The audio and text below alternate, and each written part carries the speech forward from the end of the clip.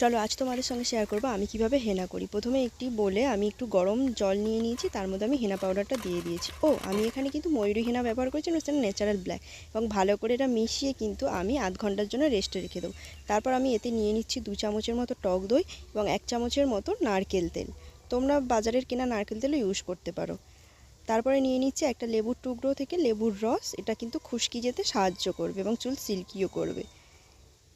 তারপর আমি দেখো সব উপকরণগুলোকে ভালো করে আমি মিশিয়ে নেব।